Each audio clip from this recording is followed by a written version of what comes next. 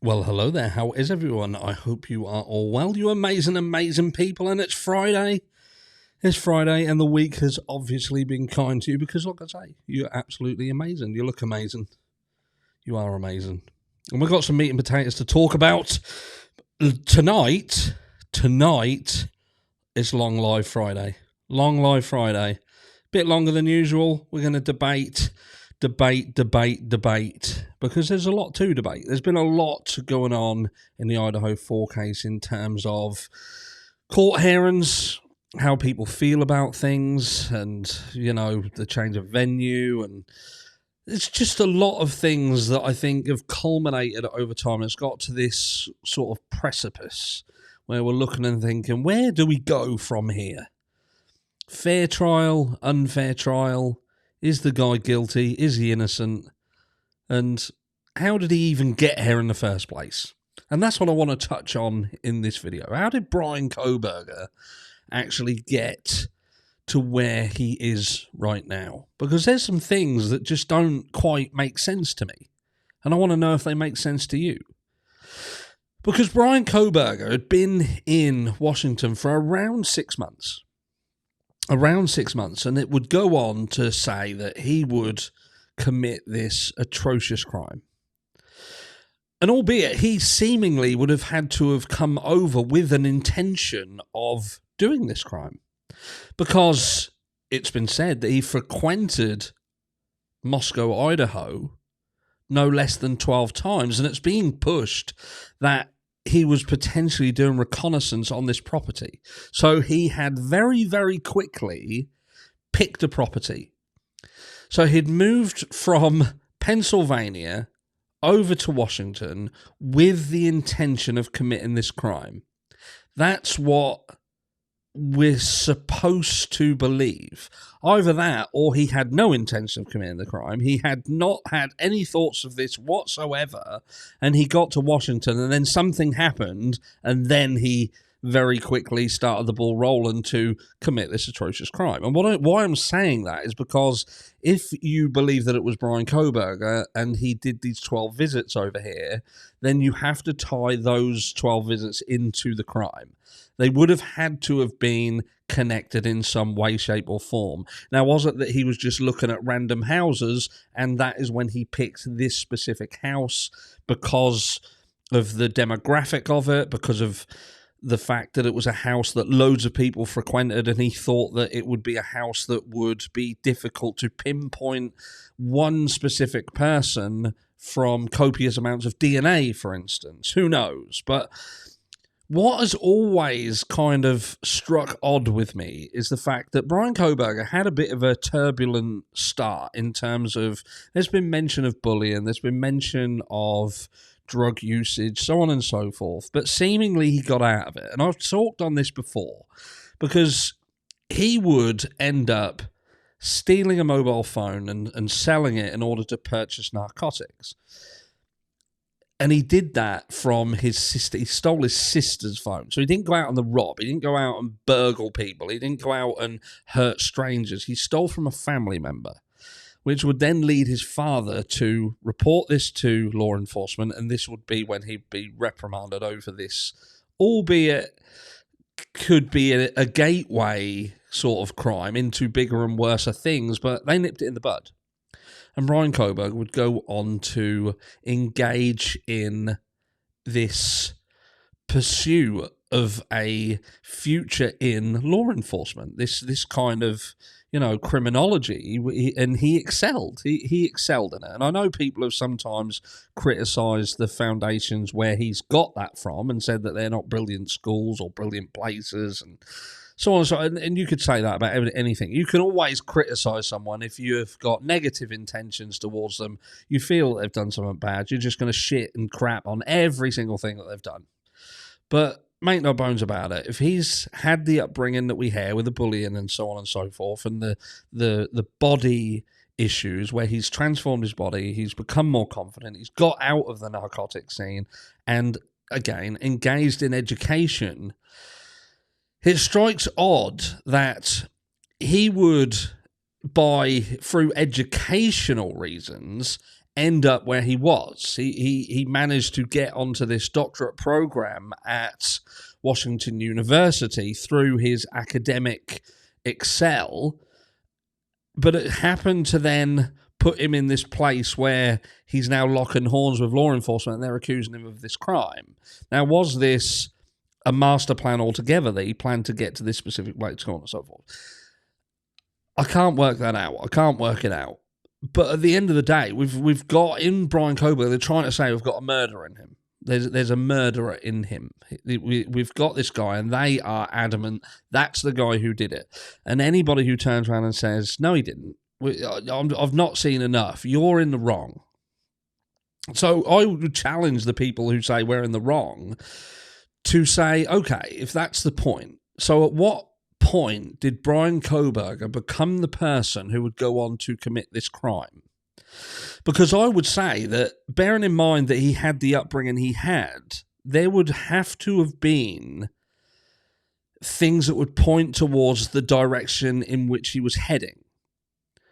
Now, if you have equivocations of attacking people, of murdering people, you know, these really grotesque, heinous things, they manifest, we've seen them in other people, in hurting animals, for instance.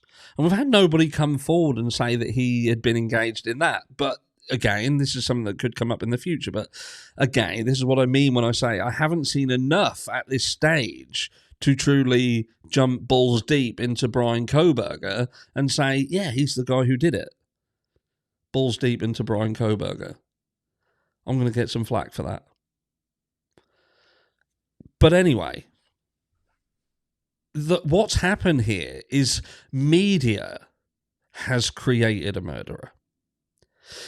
Because as soon as Bryan Kohberger's name goes out, it's the reports that go out. The reports that point certain things at this person, like the incel stuff. We've even had it where people have said that Bryan Kohberger could potentially be a cannibal. We have had that. I don't know whether you've seen it. I know some of you will definitely remember that. But, you know, the fact that we had this female who he had assisted because she felt that her property was being broken into. So he installed some form of security to monitor that. That was twisted.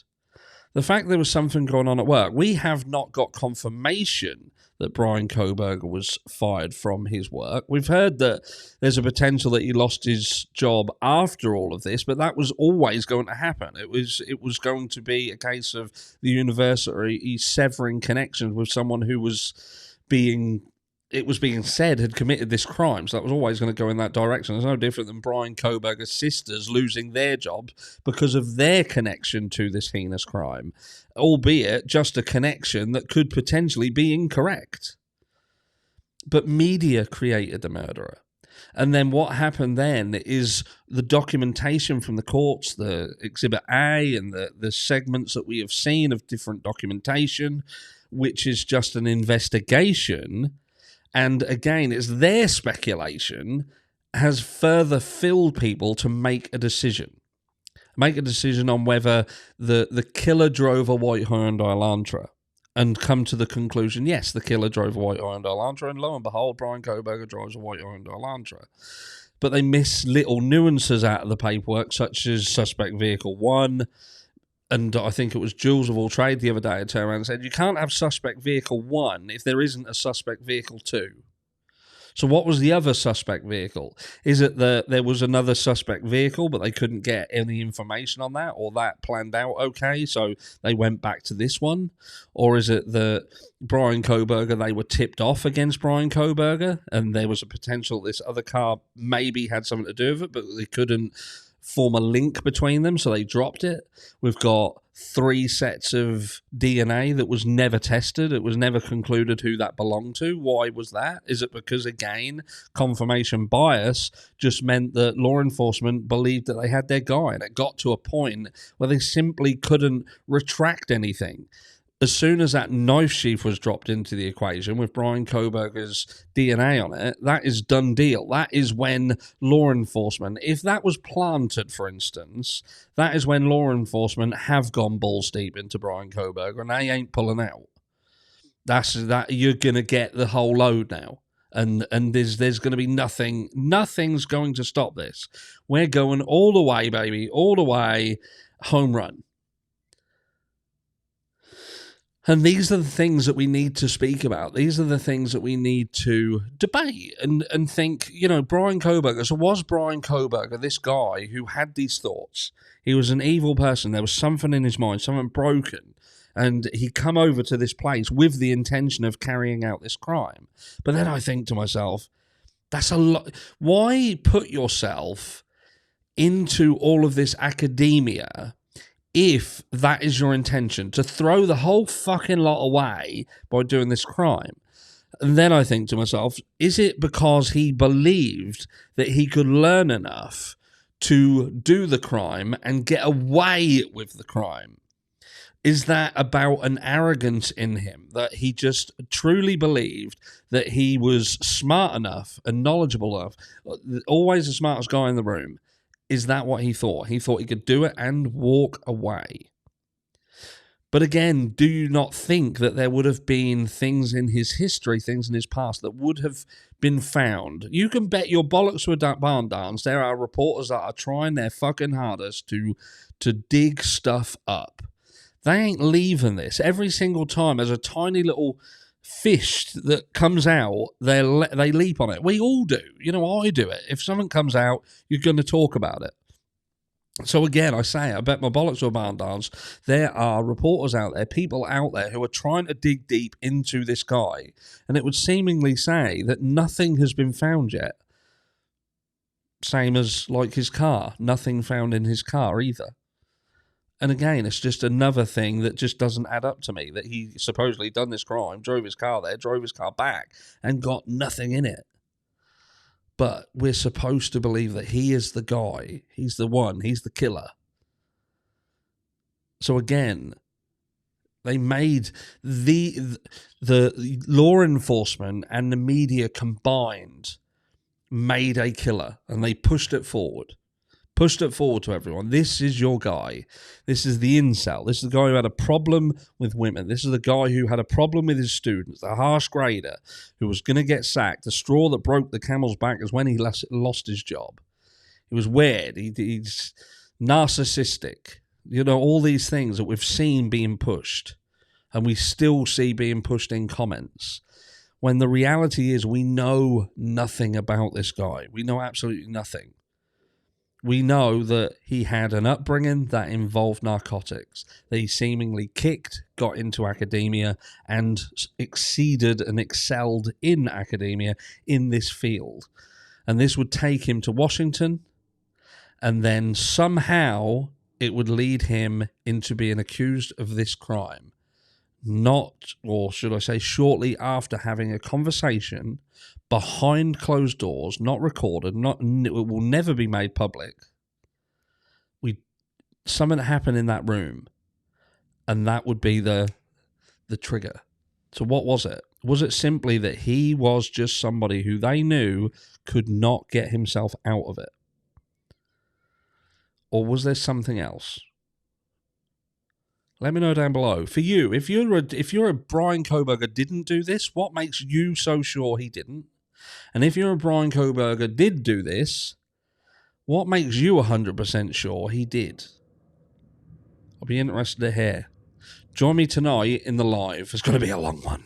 It's going to be a good one. I'll catch you all then.